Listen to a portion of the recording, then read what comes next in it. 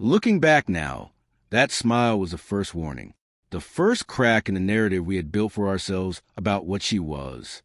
A smile in that arena meant one of two things. Either the prisoner had detached from reality and was no longer processing what was happening to them, or they knew something we didn't. The first kind of smile was vacant, glassy, the smile of a mind that had retreated somewhere safe. The second kind was precise, controlled. Her smile was the second kind. Vorath's voice rolled across the arena, like approaching thunder, the full Thraken vocal capacity, deployed for maximum effect. His species could, when motivated, produce sounds that shattered untempered glass and disrupted electronics at close range. He reserved that particular register for moment of theater, and this was one of them. Brothers, sisters, warriors of the Caldrath Empire, he began, spreading two of his four arms wide in the rhetorical gesture his species used to signal a declaration. You have heard the rumors. Tonight, I give you the truth. Behold, he dropped his voice by exactly one register for drama, a human from the planet Earth, a world so forgettable that the Galactic Survey Corps almost didn't bother to log it. The crowd erupted. Someone in the third tier threw a piece of rotted ceremonial fruit. It had been tradition since before I was assigned to the station, a gesture of collective contempt for whatever stood on the sand. It struck Reena on the shoulder and left a dark stain on her torn uniform. She did not even glance at it. I propose a wager, Vorath continued, his mandibles clicking with particular cadence that meant he was deeply pleased with himself. I say this creature cannot survive 30 seconds against our smallest training beast. 30 seconds. Who takes that bet? Lieutenant Cora, a Zenthuri female whose purple scales shimmered under the arena lights, raised her clawed hand from the officer's tier. 15 seconds, she called out. Humans have hollow bones, like birds. She'll fold on the first strike. I knew that was wrong. I had actually read the intelligence reports when the humans first made contact with the galactic community, read them out of particular idle curiosity that comes with long patrol rotations when there's nothing else to do. Human bones were not hollow. They were dense, calcium-reinforced, with a tensile strength that compared favorably to many species twice their body mass. But the intelligence reports were long and dry and full of technical language, and mocking the new species was fun, and I was off-duty and comfortable, so I laughed along with Lieutenant Cora and let it go. Another mistake I would not stop paying for.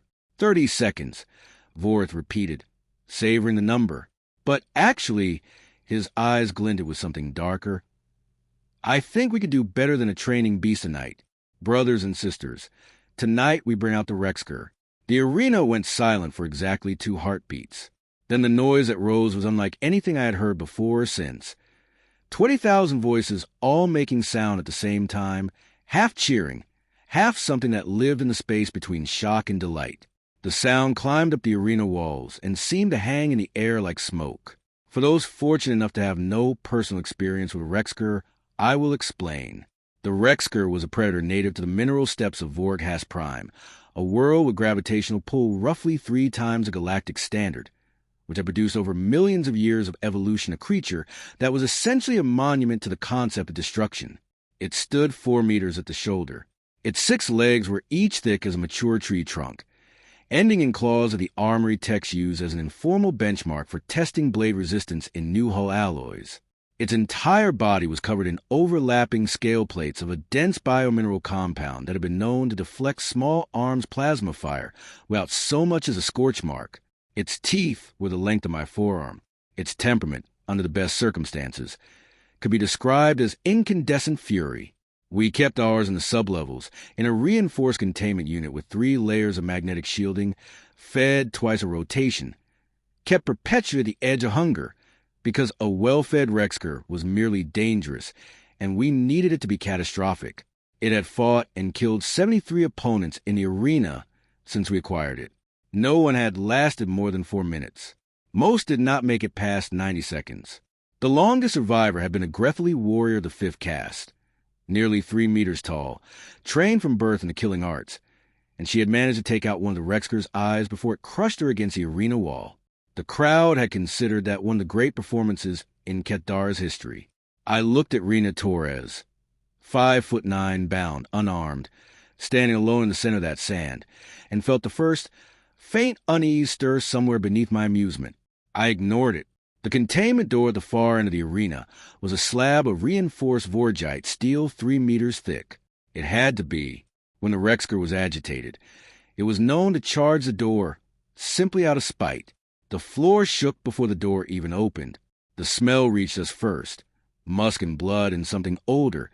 Something that spoke to the reptile hindbrain that every sentient species still carries no matter how many generations of civilization have attempted to paper over it. The smell said, apex predator. The smell said, you are not the thing at the top of this food chain. Then the sound, a roar that didn't just travel through the air but seemed to vibrate through the stone beneath our feet, through the metal of the viewing platform, up through the soles of my boots and into my chest cavity. Several beings in the lower tiers flinched visibly. A few took involuntary steps backward. Then the Rexcor itself emerged, and the crowd's cheering briefly died, replaced by something quieter and more genuine. Awe. The creature was massive in a way that photographs and descriptions fail to capture. Massive the way a tidal wave is massive, not just in size, but an implicit promise of what it could do. It filled the doorway completely. It stepped into the arena and the sand compressed under its weight, leaving deep 6-point craters with every step. Its eyes, burning a deep sulphurous yellow, swept the arena with the unhurried confidence of something that had never once in its entire evolutionary history had cause to worry about what was looking back at it. Then they found Reena Torres. The handlers released the chains and sprinted for cover. The Rexcor charged. Any rational being, confronted with 4,000 kilograms of armored death, closing the distance at that speed, would have run. Even trained soldiers ran from the Rexcor. Not from cowardice, but from the simple, unavoidable tyranny of instinct. Your body makes a decision before your mind can intervene. Your legs move. You flee. It is not weakness. It is biology. Reena Torres did not run. She stood absolutely still, her bound hands behind her back, her feet planted shoulder-width apart in the sand, and she watched the Rexcor close the distance with the focused attention of someone reading a technical manual. Her head tilted slightly to the left. I could see it clearly from my position in the officer's tier, that small, precise till a person who is processing information and organize it into action. She's frozen in terror, someone behind me said. Pathetic, but I had been watching her face, and I recognized what I was seeing. It was not terror. It was the expression of a tactician at work. 30 meters. 20. The Rexcor's roar was continuous now, the sound rolling ahead of it like a pressure wave. 10 meters. 5. Reena moved. Not back, not laterally in the desperate scramble of someone buying seconds. She moved sidewise in a single economical step that looked almost leisurely. The kind of movement that only becomes possible when the person executing it has calculated exact distances with absolute precision. The Rexcor's primary claws passed within centimeters of her right shoulder. Its momentum, 4,000 kilograms at full sprint, carried it directly past her, and there was nothing to do about that momentum, nothing, and it slammed into the arena wall with concussive impact that cracked the stone and shook dust from the ceiling 40 meters above. The crowd's laughter died. In the sudden relative silence, I heard Lieutenant Cora say very quietly, "Oh!" The Rexcor shook its massive head, dazed, chunks of stone mortar falling from where it had impacted the wall. It had crashed into things before, walls, barriers, other creatures, but it had always been by choice, and there had always been something satisfying on the other end. This time there was only stone, and the prey was still standing behind it, unharmed, and the crowd had gone quiet in a way the Rexcor had never heard before. It turned, and this time it was thinking.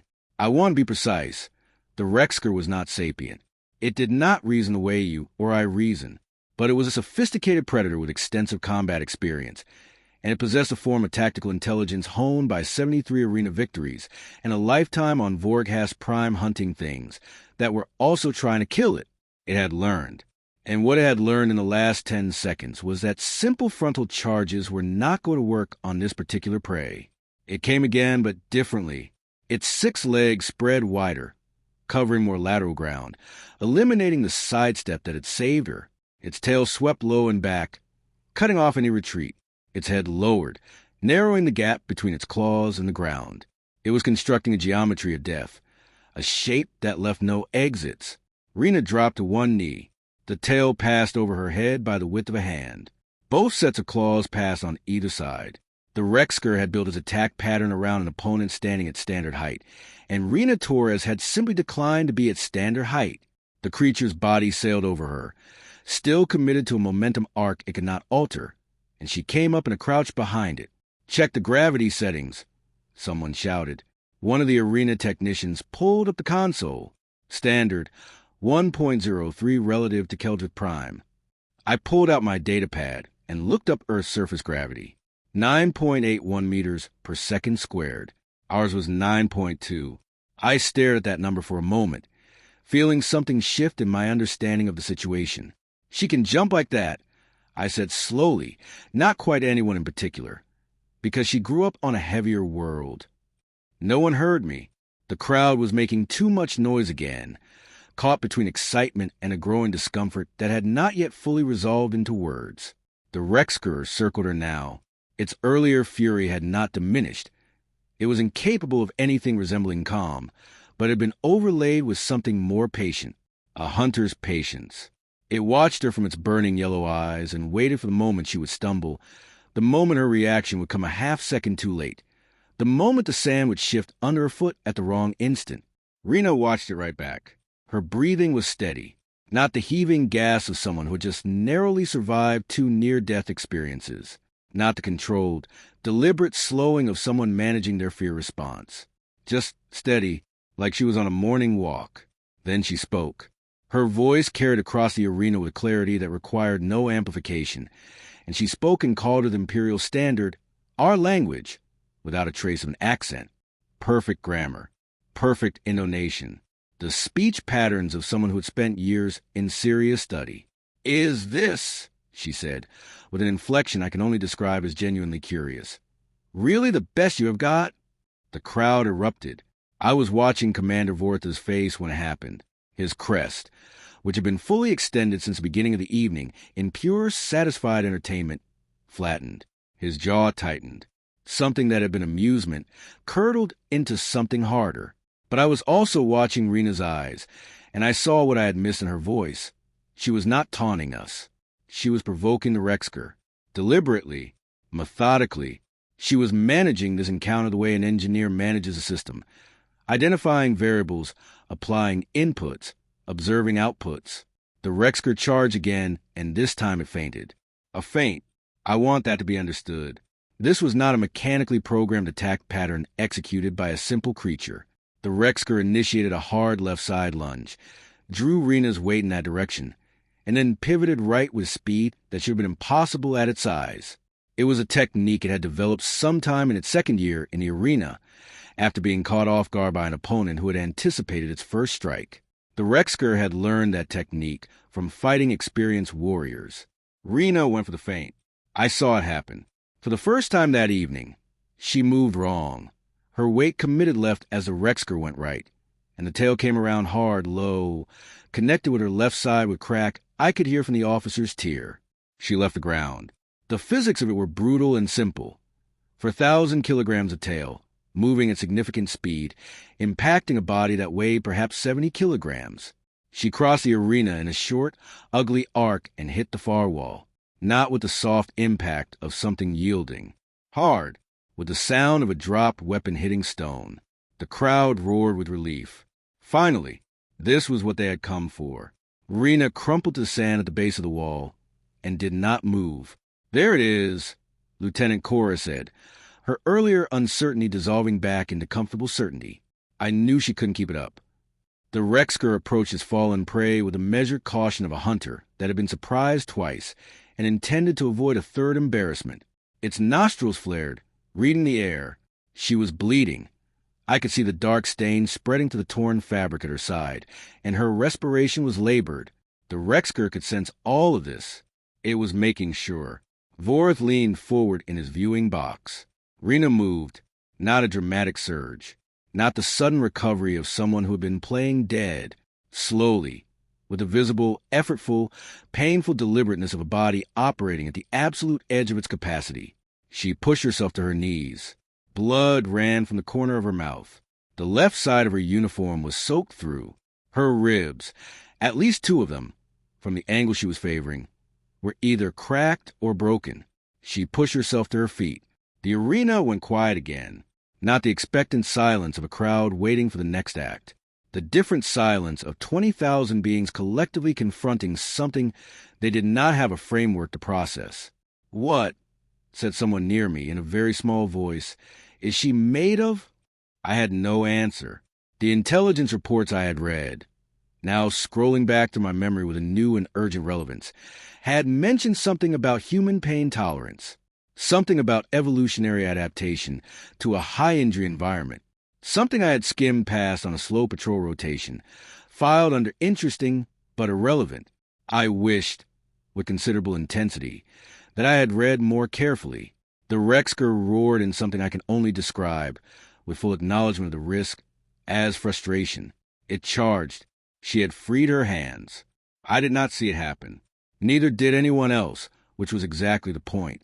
Sometime in that brutal impact against the wall, in those seconds when 20,000 eyes were watching her fall and everyone's attention was fixed on the conclusion of the story we had all expected, Reena Torres had worked her wrists free of the magnetic restraints. I learned later, from reviewing the security footage, that she had used the impact itself to do it. At the precise moment she struck the wall, she had twisted her wrists in a specific direction that jammed the magnetic seal's release mechanism against the stone. The restraints had opened. The whole sequence had taken less than 2 seconds. She had planned it from the moment the Rexcor's tail connected with her. She turned to face the charging creature. Feet planted, knees bent. Her stance was wide and low, and I recognized it, belatedly too late, as a load-bearing position. The kind of stance you take when you are about to absorb significant force and need to transfer it into the ground rather than into your body. She raised both hands, palms out. The Rexcor hit her, and she did not move. Her feet tore trenches in the sand. The impact drove her back a full meter, her legs shaking with the effort of converting 4,000 kilograms of momentum into something she could hold. The Rexcor's claws scrabbled her thighs, drawing blood through the torn fabric. Its teeth snapped centimeters from her face, near enough that she must have felt the displaced air. Its full weight pressed down on her braced arms. She held. Impossible. That word kept surfacing in my mind like something trying to break through ice. Impossible. There was no framework in which a human being, any human being, could physically stop a Rexcor's charge with their bare hands. The numbers did not work. The biology did not work. And yet the numbers and the biology were there in front of me, stubbornly, infuriatingly real. What is her strength rating? I asked the tactical officer beside me, my voice sounding strange to my own ears. He checked his console. Earth standard. Maximum lift for trained individuals. Approximately 200 kilograms. Combat effective carrying capacity, sustained around 40. Then the database, I said, is wrong. Reena Torres looked into the Rexcor's face from a distance of perhaps 20 centimeters, its teeth working furiously at the air between them, its eyes blazing with the pure animal outrage of something that had never been stopped before and could not comprehend what was happening. And she smiled that same precise, unhurried smile. Then she twisted. I have replayed that moment more times than I can count. The mechanics were straightforward. She applied a rotational force to the Rexcor's head at an angle the creature's cervical spine was not designed to accommodate, especially not when already committed to a forward press. Straightforward mechanics. What it looked like was something else entirely. The sounds that followed were not a single crack. They were a sequence, a series of progressive, rhythmic snaps, like someone methodically breaking the branches of a dead tree, each one deliberate, each one final. The Rexcor's roar cut off mid-note, replaced by a silence that felt physical, that seemed to have weight and temperature. Its eyes went wide. Something left them. Its 6 legs buckled with a strange, synchronized grace, and 4,000 kilograms of apex predator folded to the sand like a building accepting its demolition. Reena let go. She stepped back. She was breathing hard now. The first real effort visible in her since she had entered the arena. Her hands were bleeding from the Rexcor's scales. Her legs were bleeding from its claws. She was favoring her left side with a list that spoke of broken things inside her. But she was standing. The Rexcor was not. The arena was silent in a way it had never been silent before. Complete, absolute, almost sacred silence. 20,000 warriors, soldiers, killers of various species and dispositions, and not one of them made a sound. Not one of them breathed. She looked down at the Rexcor for a long moment, with an expression I could not fully read. Not triumph, not relief, something quieter than either. Then she looked up at Commander Vorath's viewing box. She wiped the blood from her chin with the back of her hand, a gesture so ordinary it felt surreal against the backdrop of what had just happened. And she began to walk toward the viewing platform, not running, not staggering, walking with a slight, deliberate limp, picking her way across the sand as if she had somewhere to be and intended to get there. No one tried to stop her. "You know what is funny?" she said, and her voice carried across the silent arena with the same effortless clarity as before. "You have been calling us fragile for this entire performance. Weak, soft, a species hardly worth a contempt. And I understand why you think so. We do not look like predators. No claws, no armor, no venom, no natural weapons of any kind." She paused at the base of the viewing platform and looked up at Vorath, at all of us, really at the rows of faces staring down at her in collective, recalibrating silence. "But you never asked the important question. You never asked why a species with none of those advantages managed to become the apex predator on a planet that spent millions of years actively trying to kill them." She pointed at the fallen Rexcor without looking at it. "Earth's surface gravity is 9.81 meters per second squared. Yours is 9.2. You are living in low gravity compared to what I grew up in. Every muscle I have, every tendon, every bone, they were built to function under more gravitational load than this station applies. You brought me into a light gravity environment, gave me a moving target, and called it a death sentence." She let that sit for a moment. I watched Vorath's expression shift through several things it could not settle on. "So when you call us fragile, when you call us weak," her smile returned, and it was not friendly. It was the expression of someone delivering a verdict. "You are making the oldest mistake in the book. You are confusing our kindness for weakness. You are confusing our restraint for inability. And I want you to hear me clearly, Commander, because I am only going to say this once. That is a mistake you only get to make once." The silence that followed her last word was the longest silence I have ever sat inside. Then someone in the upper tiers laughed.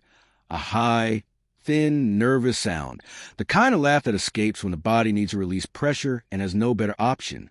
It spread through the arena like a slow fire, not because anything was funny, but because 20,000 beings had just been frightened by a single battered, bleeding human, and laughter was the only available response that did not require anyone to admit that. "Seize her," Vorath said.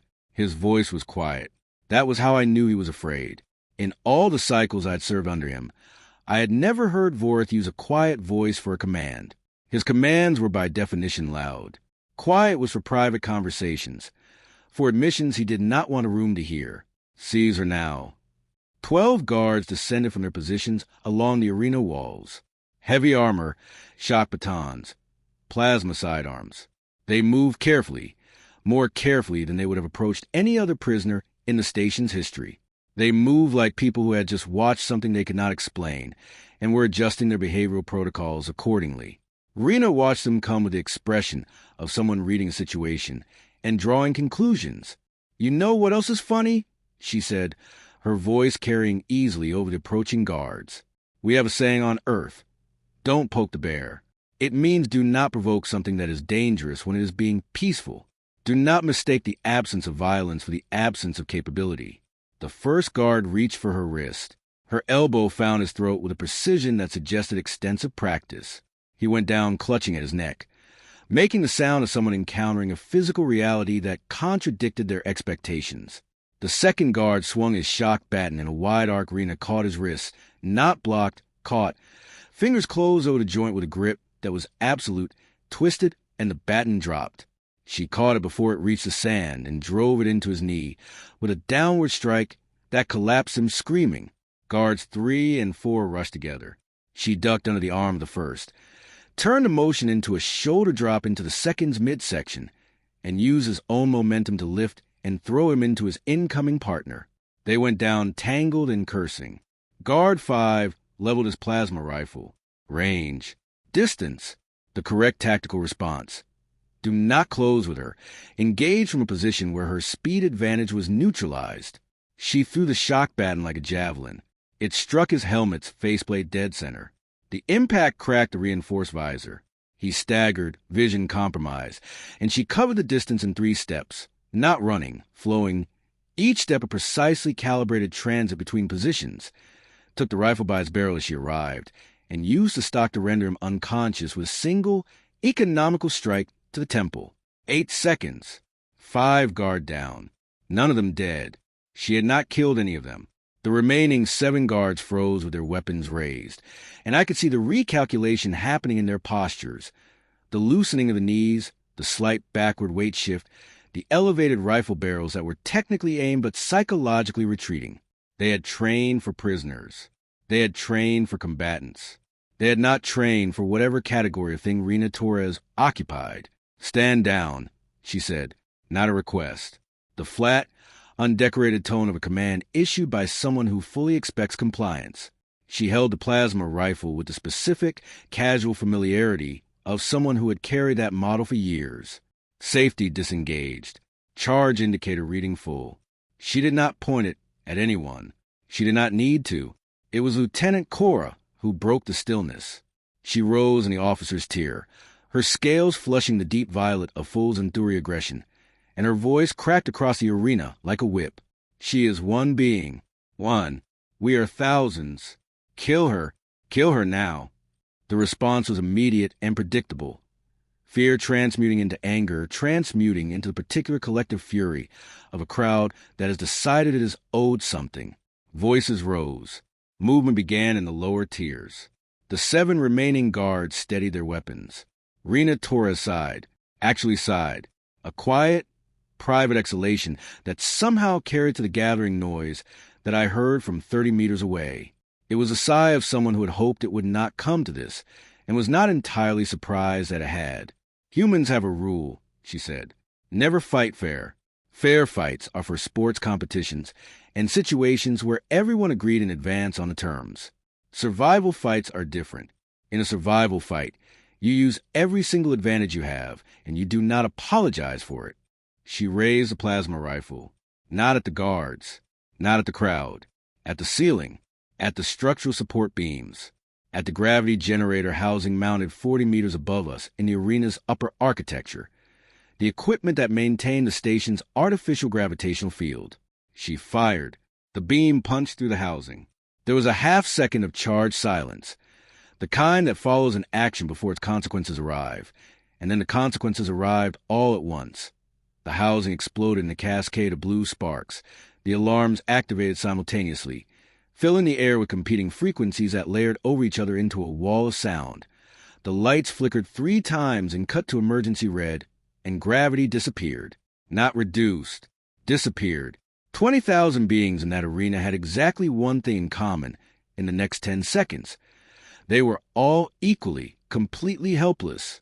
Warriors with a combined total of tens of thousands of years of military experience tumbled through zero gravity like discarded objects. Weapons drifted from hands. Soldiers flailed for purchase on surfaces that were suddenly irrelevant. The crowd that had been on the verge of mob violence became, in an instant, a collection of confused and frightened creatures grasping at air. Reena Torres pushed off the arena floor at an angle she had apparently already calculated, and moved through the zero gravity with the controlled, deliberate grace of someone for whom this was not a new environment. She was a scout. Scout ships operated in zero gravity as a matter of course. She had trained for this. Of course she had trained for this. I watched her move through the chaos of 20,000 helpless warriors and thought, she planned this. She planned the Rexcor. She planned the guards. She planned the crowd's reaction. She planned the gravity generator. She had walked into this arena knowing exactly what she was going to do, and she had executed it with the patience of someone who understood that the best time to show your hand is when everyone has already decided they know what you're holding. She collected weapons from floating armory lockers, stripped ammunition from tumbling guards, changed direction by kicking off chests and walls with the efficient movements of a trained zero-gravity combatant. She was heading for the exit corridor. She was heading for the hangar bay, and we could not stop her. We could not even move. Emergency gravity restored at 30% standard after approximately 30 seconds, enough to pull everyone back to the nearest surface, not enough to restore any semblance of order. The arena floor received most of the guards, who hit hard and lay gasping. I caught the viewing platform railing with both hands and felt something in my shoulder give way with a grinding snap that I would spend the next 3 months regretting. Vorath was already on the communication system. Seal every hangar bay. Lock every corridor between the arena and the docking levels. I want 50 armed soldiers between her and any ship on this station.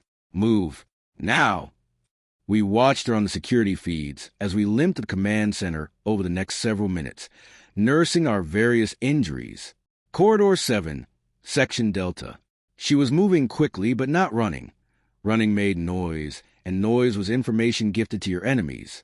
She checked corners with a fragment of reflective metal she had picked up somewhere, using angles to see without exposing herself. She moved with the focused efficiency of someone following a route she had already mapped in her head. Squad 12 is ahead of her, the tactical officer reported. 20 soldiers, heavy weapons, established kill zone. On the main screen, we watched her pause at the corner before Squad 12's position. Assess. Reach into the supply pack she had stripped from one of the arena guards. Examine 3 grenades with a quick, professional check. Smile. Flashbang. Non-lethal. She was still making choices about what kind of damage she was willing to inflict. She primed all 3 and threw them in quick sequence, calculated arcs that bounced them off the corridor ceiling and landed them behind the energy barriers, behind the soldiers, in their safe zone, where they had no protection from the blinding, deafening detonations. Squad 12 went down in 15 seconds. She took the heavy plasma cannon from its tripod mount and carried it in one hand, 60 kilograms of ordnance in one hand, while bleeding from a dozen wounds and favoring a set of cracked ribs. The database is wrong, I said again, to no one. Or she is, Vorath growled. His voice held something I had never heard in it before, the thin, sharp edge of genuine fear. She disabled 3 more squads in the corridors between the arena and Hangar Bay 3. In each case, non-lethal, unconscious, disarmed, neutralized. Every single time, she had the capacity to end lives, and every single time, she chose not to. I cannot decide if this made her less terrifying or far more so. A being acting from uncontrolled violence was comprehensible. A being acting from controlled, deliberate restraint, choosing the exact level of damage and not one increment beyond, was something else entirely. It meant there was a hierarchy of decisions happening. It meant she was thinking further ahead than the immediate moment. It meant that what we were seeing was not her limit. It was her choice. Vorath took his personal guard and went to Hangar Bay 3 himself. 10 soldiers, his best, the ones who had served with him through the Duva campaign and the Caldrath suppression. He positioned them in a half-circle around her scout ship, the small, battered vessel that had been sitting in our lower docking bay for 3 rotations, stripped of its fuel cells, its communications array dark. We waited. She came through the main door 2 minutes later, saw the setup in the first half-second, stopped in the second half-second, and assessed for a full 3 seconds before she did anything at all. Then she set the plasma cannon down on the hangar floor, carefully, deliberately, like she was putting a tool away after finishing a job. Not like someone who had just surrendered their only significant weapon. Vorath stepped forward, all forearms spread, crest fully extended, the full Thraken dominance display, the one that had ended 1,000 confrontations before they escalated. He was 2.5 meters tall and armored by evolution, and he carried the genetic memory of 7 generations of warrior lineage in the set of his shoulders. Reena Torres was 5'9", bleeding and exhausted. She looked at him with those calm brown eyes and waited. "You are not leaving the station," Vorath said. "Yes, I am," Reena replied. "I have 10 guards. You have no weapons. You are injured. Surrender now, and I will make your death quick." She laughed. It was a short, honest sound, not performative, not theatrical. The laugh of someone who has encountered a statement that strikes him as genuinely absurd. "Commander," she said, walking toward him slowly. The guards tense, weapons raised. Vorath lifted a hand to hold them. He needed to understand this, needed to hear it. "I am going to tell you something important." Something your empire needs to write down somewhere, and read carefully. Another step. We are not the strongest species in the galaxy. We are not the fastest. We are not the most intelligent or the most heavily armored or the most naturally lethal. By nearly every measurable biological metric, we are mediocre. She stopped 5 meters from him, well within his strike range, a distance she had chosen deliberately. But we are the most stubborn. We are the most persistent. We are the most comprehensively committed to not stopping. Her voice remained conversational, but something in it had weight. Earth tried to kill us 1,000 times.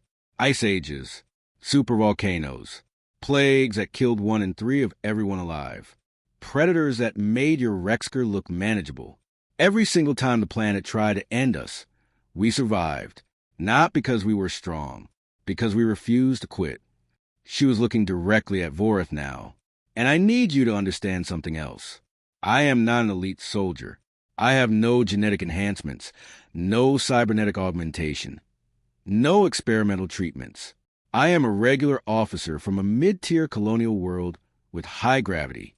I grew up in a place where everything tried to kill me, and I learned to fight because everyone where I come from learns to fight. She gestured at the hangar, at the unconscious guard in the corridors behind her, at the entire evening's proceedings. This was not exceptional performance. This was standard. Vorath's hand moved to his plasma pistol. His thumb found the activation switch.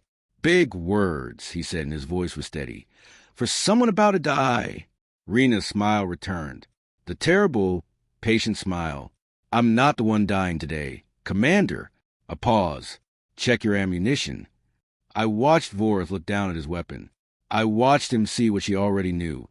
The charge indicator was dark. Empty. He looked at his guards, one after another, and I watched the same understanding arrive in each of their faces in sequence. Their weapons were discharged. Every round fired during her passage through the station, at walls, into the air, at targets that already moved, suppressing fire that suppressed nothing. She had tracked it, counted every shot, calculated when the magazines would run dry, let them spend themselves on missed shots and muzzle flash and pure, frustrated aggression. She had known for the past 10 minutes that she was walking into an empty trap. I checked my own sidearm. Empty. She walked past Commander Vorath without looking at him again. Not past him like someone who no longer considered him a threat. Past him the way you walk past a landmark, acknowledging its presence, no longer concerned with it. She moved her ship, activated the boarding ramp with her personal authorization code, and paused at the top of the ramp with one hand on the airlock frame. She turned back. The hangar was very quiet. Vorath stood where she had left him. His guards stood at their positions with empty weapons and expressions that had passed through every available emotional register and arrived somewhere beyond taxonomy. I stood at the hangar entrance, my shoulder broken, my datapad still in my hand with Earth's gravity measurement on the screen, and I watched her. I am going to file a report with the Galactic Council, she said. A detailed one. About the station. About the arena. About the prisoners you have taken from every world you have swept through. About what you do to them and why, and for how long you've been doing it. No one spoke. And then I am going to come back. Not today, not alone. But I will come back. With documentation and allies and the full weight of whatever interstellar legal mechanisms can be brought to bear on what you have built here. And if those mechanisms are insufficient, a pause, we will bring other mechanisms. She looked at us all, not with anger, not with triumph, with something that was worse than either. The calm, measured certainty of someone who has already decided what happens next and is simply informing you of it. Tell your fleet, tell your commanders. Tell everyone who reports to them. Stay away from human ships. Do not engage human crews. Do not take human prisoners. Not because we will necessarily win every engagement. We are not arrogant enough to believe that, but because we will never stop coming back. Every time you hurt one of us, 10 more will come looking for you. 100, 1,000. We are a young species, and we do not yet know our limits, and we are very, very bad at accepting that things are over. She put her hand on the airlock controls. You called us prey. You called us fragile. You called us galactic infants playing with ships we barely understood. Her voice was quiet now, almost gentle. You were not entirely wrong about any of that. We are young. We are still learning. We are softer than half the species out here, and we know it. She looked directly at Vorath for the last time. But we survive an ice age with nothing but fur and fire in each other. We cross an ocean in wooden boats because we were curious about what was on the other side. We split the atom before we fully understood what we were doing, and we are still here. You want to know what humans are? We are the species that looked at a universe full of things that could kill us and said, "Interesting. We would like to understand that better." She stepped into the airlock. We are survivors, and survivors remember. The airlock sealed. The engines ignited. The ship moved. We could not stop it. Could not scramble fighters in time. Half the pilots were still picking themselves off the arena floor, disoriented and bruised. Could not disable the engines remotely. She had, we discovered later, physically severed the override relay during her passage through the station's lower levels. Could not do anything at all but stand in a hangar and watch the small, battered scout ship accelerate out of the docking bay and into the dark between stars. She did not look back. She was already going somewhere. I had been asked, in the years since, what the lesson of that night was, by junior officers who heard the story and wanted tactical conclusions, by intelligence analysts who wanted to update their classification of human threat parameters, by historians who wanted to write the evening up properly in the Imperial record. I always give them the same answer. The lesson was not that humans are stronger than we thought, or faster, or better fighters. The lesson was not even about gravity or biology or the specific physical adaptations that Lieutenant Reena Torres had developed growing up on a slightly heavier world. The lesson was about what we had told ourselves. We had assembled a narrative from the headlines: no natural weapons, brief spacefaring history, emotional species, fragile bodies, and we had let that narrative become a wall between us and the truth. We had stopped asking questions because the story was comfortable and questioning would require work, and we had an arena full of easier amusements. We never asked what it meant that a species with no natural weapons had become the apex predator on their own world.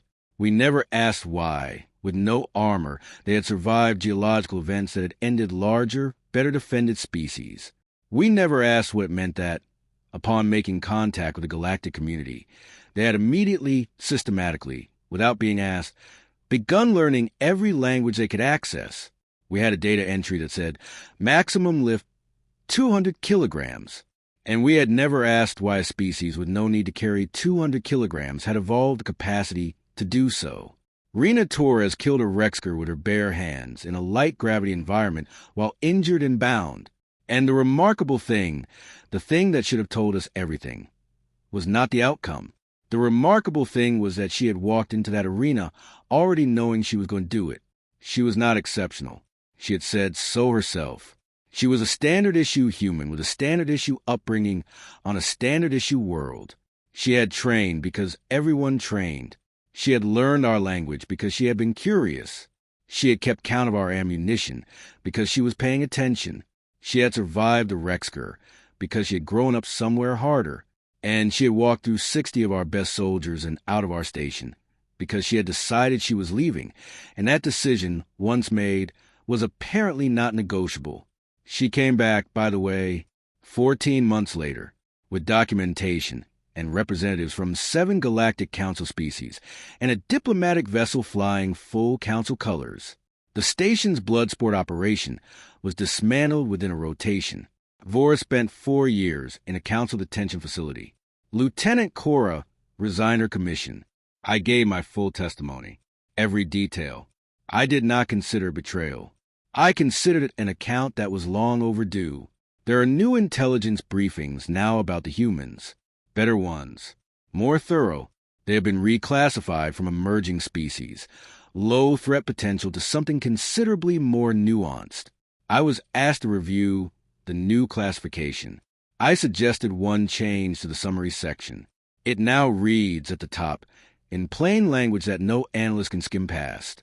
The humans, for their part, do not seem to have a classification system for us yet. Or, if they do, they have not shared it. Somehow, that seems exactly right. A Hybrid Shadows original story as told by 3rd Officer Varen, Caldrath Imperial Fleet. I have served in the Caldrath Imperial Fleet for 16 cycles.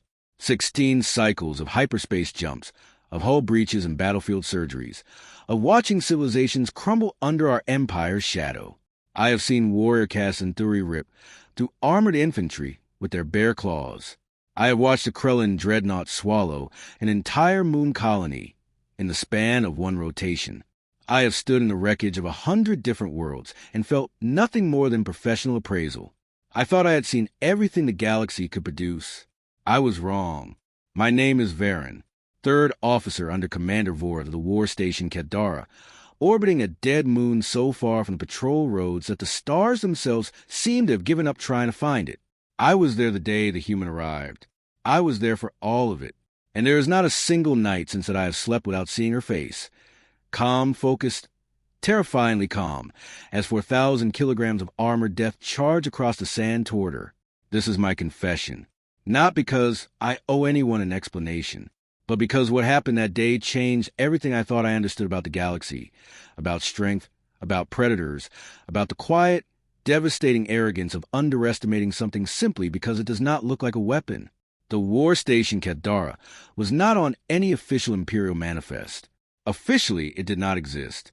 Unofficially, it was the finest entertainment complex in the outer sectors, and every soldier with enough rank knew where to find it. We called it blood sport, because that was exactly what it was. There was no need for poetry. We had prisoners from a dozen conquered worlds, warriors, soldiers, hunters, and ordinary civilians who had simply been in the wrong place when our fleet arrived. We put them in the arena. We placed our bets, settled into the tiered viewing boxes with our rations and our drinks, and we watched them die. It was entertainment. It kept the troops sharp between campaigns, gave the officers something to argue about during long patrols. Commander Vorath had constructed it himself over 3 cycles, expanding it from a simple pit in the lower decks into a proper arena with sand imported from the mineral plains of Duvith, atmospheric lights calibrated for optimal dramatic effect, and a sound system powerful enough to make your bones vibrate with the crowd's roar. We were proud of it, in the way that only people who have never examined themselves closely can be proud of something terrible. That particular rotation, word spread through the station like wildfire through dry grass. Vorath had captured a human. Humans were still something of a novelty in the outer sectors. They had only entered interstellar space roughly 200 of their years ago, barely a blink of geological time, a civilization still, by any galactic standard, in its infancy. The Empire's intelligence reports describe them as a bipedal species from a mid-tier planet in the backwater territories. Moderate intelligence, weak physiology, no natural weapons to speak of, no armor plating, no venom, no remarkable sensory capabilities. Their most distinctive trait, according to those reports, was something called emotional complexity, which most of our command staff interpreted as a polite way of saying they were prone to irrational behavior. In other words, easy prey. Interesting to look at, perhaps utterly harmless. The betting pools had been forming since midday.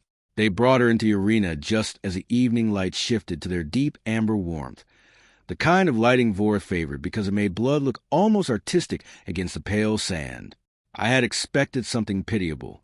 Most prisoners, even the warrior caste ones, showed the biological signatures of fear by the time they reached the arena floor: elevated respiration, dilated pupils, the involuntary trembling that no amount of training could fully suppress when instinct recognized that death was close. Fear was the first act of every performance. It was part of what we came to see. Lieutenant Reena Torres did not look afraid. She was tall for a human, I noted, though still shorter than most species with any claim to physical distinction. Dark hair pulled severely back from her face. Brown skin dusted with particular pallor that long stints in artificial shiplight tends to produce. Her uniform was torn at the shoulder from the capture, one sleeve hanging loose, but she had not attempted to fix it. Her hands were bound behind her back with standard-issue restraint cuffs rated to hold a Grethely bull in full aggression. She looked annoyed, not afraid, not resigned, not even defiant in the theatrical way some prisoners chose, the ones who spat at us and made speeches they knew no one would remember. Just genuinely, mildly annoyed, like we had interrupted something she had been in the middle of, like this entire situation was an inconvenience she had not budgeted time for. I remember thinking that was strange.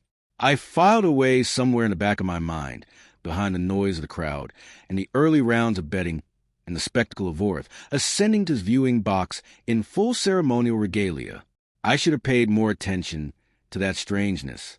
I should have asked myself what kind of creature looks annoyed in an execution arena, but I was laughing along with everyone else.